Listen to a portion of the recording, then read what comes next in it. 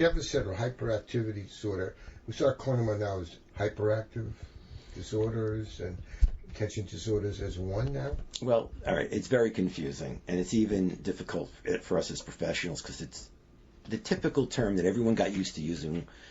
Years and years ago, by the way, it was called hyperkinesis of children, of childhood. Well, all right, then they came out with attention deficit disorder. And then they started to realize that, there are kids who have trouble paying attention. They tend to be the kid who's the space cadet. They're kind of daydreaming in class. They forget things, but they're basically not hyper. They don't move around a lot. They don't squirm in their seat. They don't tap on the table. But usually those are diagnosed a little later because they have to be in complex thinking before you notice it.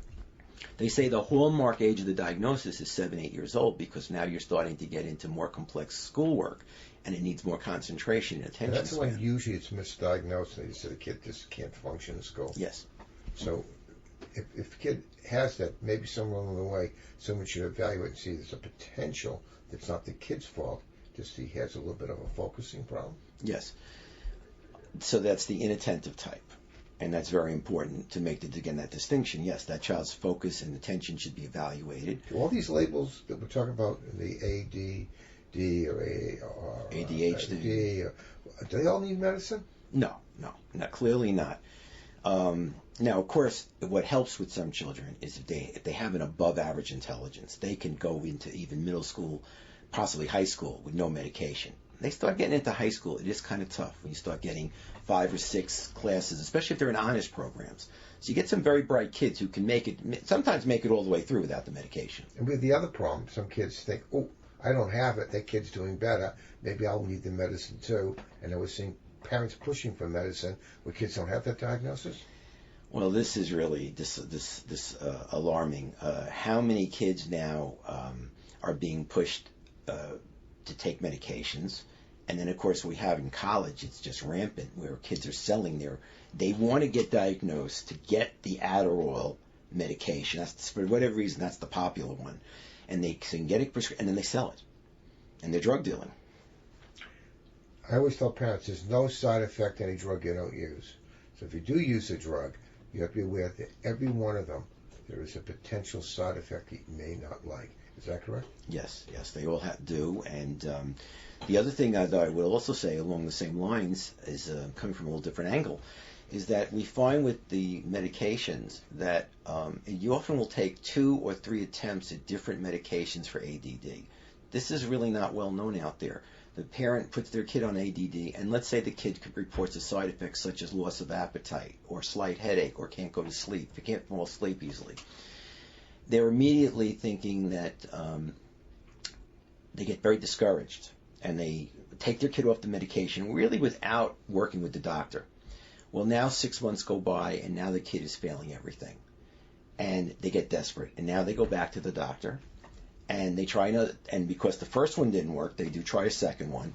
And sometimes, very often on that second or third one, it clicks and the kid doesn't have the side effects. I always tell them it's a 6-week rule with me. Yes. Take 6 weeks on the medicine to know if the medicine's working. And don't even tell the school. They say, I can't believe the kid's doing so much better in school. Because if you tell them, they automatically have a judgment and the kid's going to do better.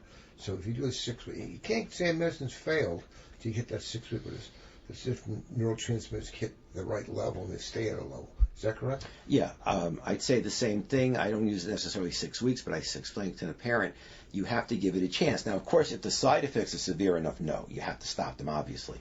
But often, as you know, if the side effects are really mild, sometimes within a week or 2 they go away, and the child does attenuate to it. That's why I say 6 weeks.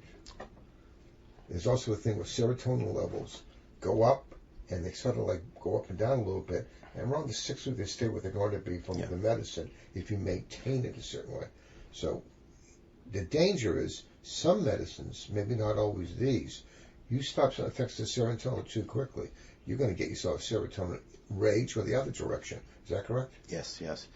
Well, it's documented that more in adults, really, that you give a kid an antidepressant, which is boosting serotonin levels, it can throw people that are bipolar into a manic episode, and sometimes very dangerous episode. So you want someone who examines the kid to make a good evaluation, ruling out all the other conditions that could be thrown into this problem with the kid to make the right decision, the right medicine, and minimize the side effects, because sometimes they get into a cocktail of medicine, this symptom, that symptom, and maybe that's not the way to go. Is that right? No, and then sometimes it leads to what we call alphabet soup, where they're on so many different medications, it's hard to even know what's working and what's not.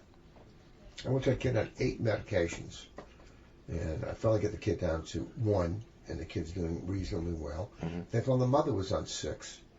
I said, you don't need the 6. I sent it to an expert. He couldn't get it down to 1. He got it down to 2. Mm-hmm. I said, you get a side effect, and this is the other medicine for the side effect. Right. You know, we could be, look, there's a place in medicine, but we have to be very careful how we use it. Is that correct? Yes. And on my end of the business, since I don't prescribe and I'm seeing the kids for the symptoms, so I'm really kind of seeing the kids when they're having problems.